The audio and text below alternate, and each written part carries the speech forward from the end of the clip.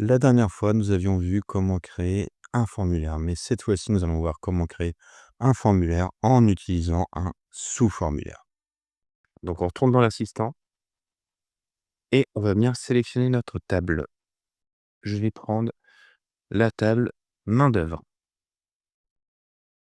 et je vais sélectionner l'ensemble des champs.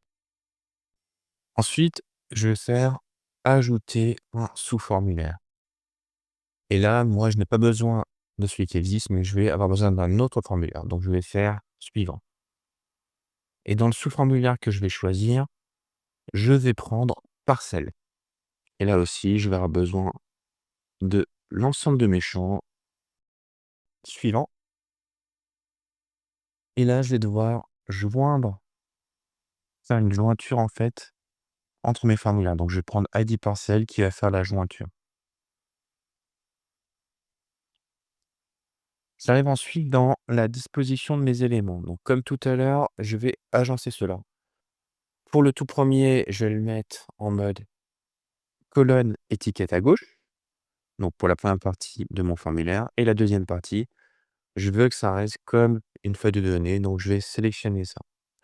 Donc là, j'ai deux dispositions différentes pour mes éléments. C'est ensuite suivant. Et là, j'ai plusieurs choix possibles. J'ai soit le choix que j'ai fait tout à l'heure, donc c'est seulement un formulaire qui me sert à saisir de nouvelles données. Soit j'ai un formulaire qui va me permettre d'afficher toutes les données. Et là, j'ai plusieurs restrictions que je peux mettre en place. Je peux ne pas autoriser la modification des données existantes. Je peux ne pas autoriser la suppression de ces données ou ne pas autoriser l'ajout de nouvelles données. Moi, ce que je veux, c'est qu'on soit sur un formulaire qui nous permette de voir les données existantes et qu'on puisse aussi les modifier. Donc, ce que nous allons faire, c'est que nous allons cliquer là aussi sur suivant. J'arrive ensuite dans la partie style de mon formulaire et cette fois, je vais mettre un bleu métallique.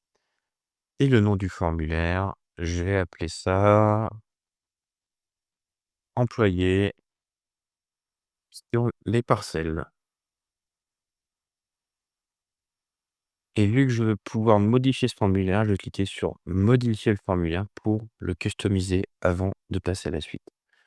Clique ensuite sur terminer et nous voilà dans l'assistant de création de notre formulaire.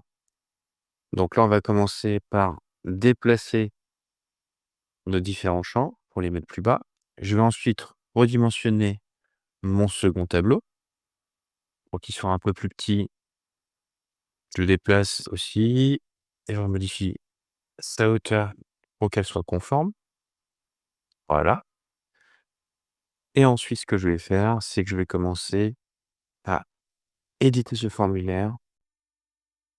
J'ai rapidement modifié mon formulaire et ensuite je quitte le mode conception et là, vous voyez que j'ai accès directement aux données de mes employés et aux informations sur les parcelles. Donc, par exemple, je sais que Jean Dupont travaille sur la parcelle 2, qui est la parcelle de céréales. Si je vais dans l'enregistrement, je vois que je peux aussi naviguer vers les autres enregistrements.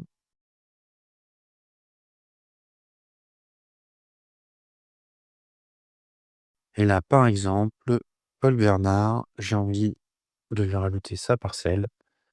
Donc, je vais lui mettre une parcelle qui sera la parcelle numéro 5. J'enregistre. Et si je retourne voir dans mes données, je vois bien que Paul Bernard est bien rattaché maintenant à la parcelle numéro 5.